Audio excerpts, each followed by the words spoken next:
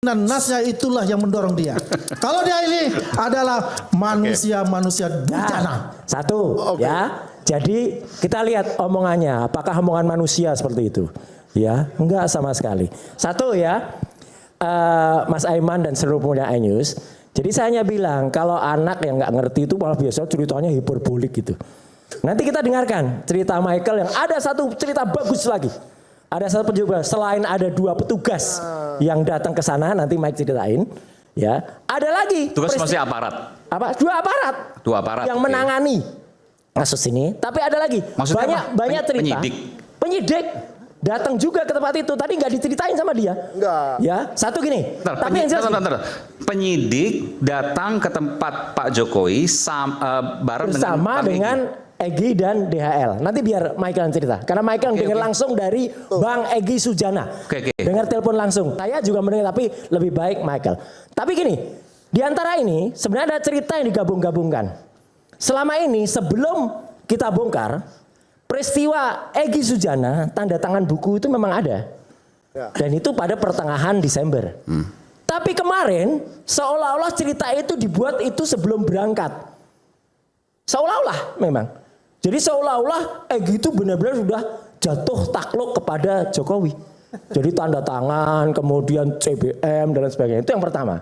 Yang kedua, tadi kita dengar sendiri berpelukan dan lain sebagainya. Sampai ada dibikinkan foto.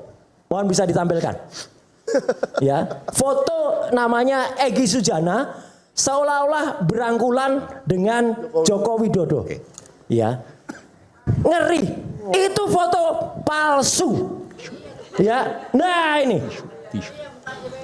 jelas palsu. Tapi ini diedarkan di berbagai situs media online dan sebagian pesan masyarakat, Bang Aiman. Ini di mana ditampilkan? Pengaruh. Ini ada di beberapa situs berita. .com tapi bukan .com yang besar-besar ya. Gitu. Ada, sudah saya kumpul. Dan ini adalah generated artificial intelligence. AI. Tapi sudah mempengaruhi masyarakat seolah-olah mereka ketemu. Sekali lagi, ini hoax. Dan hoax itu diulangi lagi tadi. Berangkulan betul. Jadi kan seolah-olah supaya orang bayangannya itu. Ternyata udah kamu gak usah ngomong. Berangkulan itu udah ketahuan bohong. Adalah yang berangkulan itu adalah saksi mata yang mengatakan. Gak usah ngomong. Bang Rahmat mengatakan. Bentar. Ya. Orang ini lihat dari Bentar, saya bohong banget tuh loh. Bentar, Bang Andi mengatakan bahwa Pak Jokowi dan Bang Egy berangkulan dari Bang Rahmat dan Bang Darmizal. Ada udah 2 orang saksi mata di sana. 2 orang itu adalah pembegal Partai Demokrat dulu. Apa hubungannya? Jadi apa hubungan kita berbicara ini adalah sangat jelek. Case yang di Solo. Kok Anda mengatakan begitu? Anda bukan saksi mata. Udahlah, kamu juga bukan saksi mata. Ini juga hanya testimoni berarti. Kayak ini, Bang Aiman. Untuk lebih jelas ya. Anda itu ngomong aja. Udahlah, kamu tuh bohong. Ada di sana. Yang ada di sana itu adalah. Bisa saya? Ya, Bang Darmizal. Oke, nanti kita akan bahas lagi tetap bersama kami di Rakyat Bersama.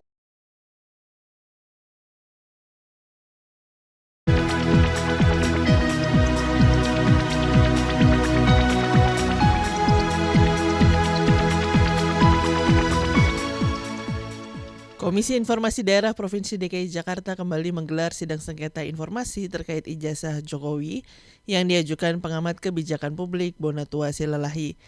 Bonatua menyampaikan rasa kecewa karena majelis disebut tak proaktif menghadirkan saksi dalam persidangan.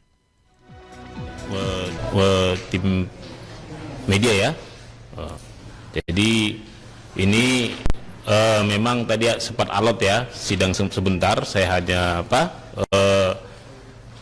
mengasih bukti dan kembali untuk kesekian kalinya, seingat saya udah ketiga kali saya untuk meminta supaya dihadirkan yang namanya KPU DKI.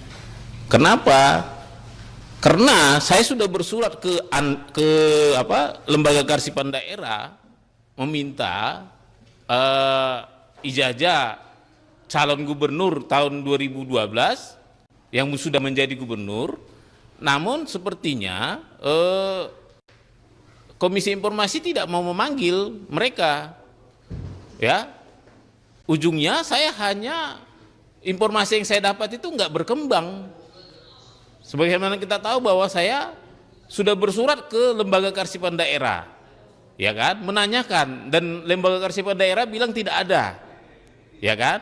Terus saya mengajukan keberatan ke atasan mereka, yaitu Sekda, atasan PPID. Sama, nggak ada barangnya, kan gitu kan. Lantas atasan Sekda saya ajukan ke sini, ke Komisi Informasi Pusat.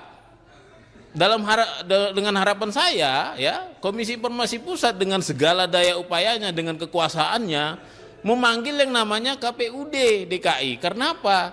Berdasarkan peraturan KPU nomor 18 tahun 2013, KPUD itu wajib menyerahkan yang namanya syarat pencalonan gubernur kepada lembaga kearsipan daerah. Namun ini tidak dilakukan sehingga LKD, lembaga kearsipan daerah, tidak punya itu barang, tidak punya itu salinan ijazah. Seharusnya ya KI itu jangan langsung percaya sama ke LKD, tanya dong, dipanggil dong sebagai saksi di sini KPUD, benar enggak kamu tidak menyerahkan barang itu, ya? Ini berbeda dengan KI pusat. KI pusat itu mereka itu benar-benar majelis komisioner yang aktif, ya, tidak berharap kelemahan, tidak berlindung pada ketidakmampuan saya pemohon publik, ya. Saya kan tidak bisa memanggil KPUD dengan daya saya, tidak sih, mungkin saya bersurat. Saya juga tidak bisa memanggil Sekda yang selalu kegiatannya adalah pasti ikut serta dalam pelaksanaan pelantikan gubernur, ya kan?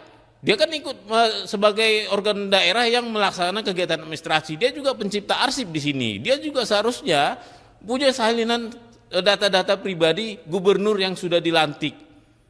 Seharusnya ya Komisi Informasi komisionernya itu punya daya paksa memanggil saksi ini.